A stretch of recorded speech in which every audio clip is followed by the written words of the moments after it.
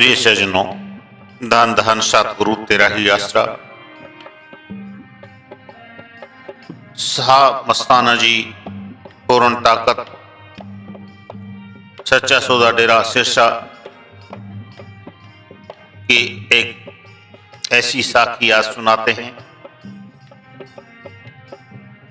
जो बहुत ही रोचक है। फौज के एक कर्नल साहब और उसके कुत्ते के बाबत इस साखी में समझाया गया है। महीने का एतवार का सत्संग में हर बार जैसी रौनक थी वह अब लोग खुशियां और मस्तियां लूट रहे थे। मस्तियों के भंडार नूरी मुखड़े वाले सतगुरु जी का सत्संग सुनने के लिए बहुत सत्संग जमा हो रही थी। उसमें एक कर्नल भी था। कर्नल ने जब सतगुरु परमपिता मालिक साईं जी की जिंदाराम की लीला के बारे में सुना तो उत्साहित हो उठा और दर्शन का प्रोग्राम बनाकर डेरा पहुंच गया। क्योंकि कुछ लोग उसे जानते थे, अतः वह डेरा के सतगुरु ताता जी के बारे में काफी जानकारी प्राप्त कर चुका था।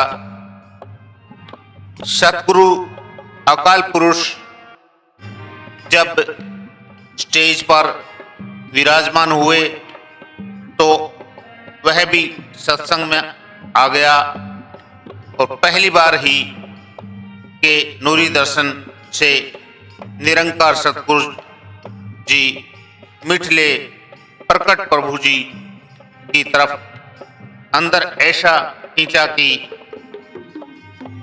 वह मोहित हो गया। अब सत्संग शुरू हो चुका था। वह उसको दरी पर बैठने के लिए कहा गया, परंतु वह ना बैठा। लोगों ने सोचा कि शायद बहुत बड़ा ऑफिसर है, दरी पर बैठना पसंद नहीं करेगा, जो उसे कुर्सी लाकर दी, परंतु वह कुर्सी पर भी ना बैठा। बस अकाल पुरुष सोहने मिठले सतगुरु जी की मनमोहनी प्यारी मस्त मुखड़े की तरफ ही देख रहा था। बहुत कहने पर भी उसने बैठने से इनकार कर दिया और कहा कि मुझे मत बुलाओ, और सारा सत्संग खड़े ही रहकर सुना। जब सत्संग समाप्त हुआ तो बहुत उदास था। उसका चेहरा डर के कारण मुरझा गया था। जानकर लोगों ने उदासी का कारण उससे पूछा। उत्तर दिया, मैं भारतीय सेना में बहुत ऊंचे सम्मानित पद पर हूं। मैंने कई लड़ाइयां भी लड़ी हैं। मेरे हुक्म से बहुत कुछ हो सकता है, क्योंकि मेरे नीचे बहुत अफसर व सिपाही हैं। सारी उम्र में आज तक मुझे किसी प्रकार का कोई भय न आया और मजबूत व तगड़े दिल वाला रहा हूं। परंतु आज प्रथम बार जिंदा राम पे प्रवाह मौज सतगुरु जी के दर्शन के पश्चात मेरा शरीर भय से बहुत कांप रहा है। मैं कैसे सहनशाही मौज सतगुरु जी के सामने बैठ सकता हूं। ज्यों ज्यों सत्संग सुनता गया भय बढ़ता गया और अब पता नहीं मुझे क्या हो रहा है। सतगुरु दाता जी की मौज, बड़े से बड़े व छोटे से छोटा, सब रबू नूर सतगुरु प्रभु प्रकट जी ने के नूरी दुर्लभ दर्शन करने के बाद वह सत्संग सुनने के पश्चात बहुत ही भयभीत हो जाते थे। मौत याद आ जाती थी और आत्मा के कल्याण के बारे में भी सोचते रहते। सतगुरु जी बेप्रवाही सच्चे बादशाह, बेडर खुदाई फकीरी मोस्ती, लोगों के पापों को बिना बोले प्रकट किया करते थे।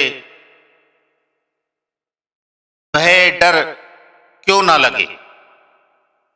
नूरी सत्संग के पश्चात कर्नल की प्रकट प्रभु सतगुरु दाता जी के साथ कुछ बातचीत हुई। सतगुरु निराधार निरंकार साईं जी बातें कुछ समय के लिए फरमाते रहे। कर्नल एक कुत्ता साथ लाया था जो कि बहुत ही बब्बर शेर की तरह दिखाई दे रहा था। जब शहनशाही बातचीत चल रही थी तो कुत्ता चुपचाप बैठा था।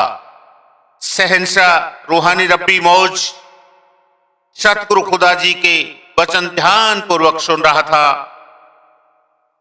बातों में मोहने साईं सतगुरु जी के अपने मुखारविंद से ही फरमाया कि इस बॉडी की बोली तो जानवर भी समझते हैं। इस बात को उसी समय सिद्ध भी कर दिया। दीनदयाल सतगुरु दाता जी के पास बैठे कुत्ते को पवित्र मुख से नूरी वचन फरमाया, जा पुटर वो जूती ला। दूर पड़ी हुई पवित्र जूती मुंह में लाकर निरंकार सतगुरु जी के पवित्र चरणों में रख दी। सारी संगत हैरान हो गई। कर्नल हक्का बक्का रह गया और सोचा कि मेरा सिखाया हुआ कुत्ता मेरा कहना मानता है तो बाकी को तो काट खाता है, परंतु सतपुरुष सतगुरु जिंदाराम का फरमान पर जूती उठा लाया है। कमाल हो गया है। समझा नहीं और समझा गया कि खुदाई रूप प्रकट प्रभु सतगुरु जी सब कुछ कर सकते हैं। प्यारे सज्जनों, फौज के कर्नल साहब बहुत बड़े अधिकारी, जिसके नीचे कितने जवान और कितने लोग उनके अधीन उनका आदेश मानने वाले थे, परंतु शहंशाहों के शहंशाह ने जब उनको सच्चे सौदे का सिपाही बनाया तो देखा उनको मौत याद आ गई और इस जिंदगी से भय लगने लगा कि कुकर्मों से ये क्या हाल हो सकता है। उनको भय सता रहा था। कहते हैं कि मैं कभी किसी से डरा नहीं और कितनी लड़ाइयां उन्होंने लड़ी और हर ऑफिसर को कितना शेर की तरह दहाड़ते हुए वो कर्नल साहब आदेश देते थे, वो आज शहंशाह के सामने और कितने कायर और डरपोक बने थे, क्योंकि उन्होंने जीवन का रहस्य समझ में आ गया और ये बाहरी रुतबा और बाहरी अहंकार और बाहरी कर्नल वाले जो पद और पीठ उनको मिली, ये उनको बिल्कुल छोटी लगने लग गई और रूहानियत के मार्ग पे अपने आप को दीन और नाथ समझने लगे। ऐसे थे हमारे सावन शाही मौज मुर्शिद शाह मस्ताना जी, धन धन सतगुरु जी तेरा ही आस।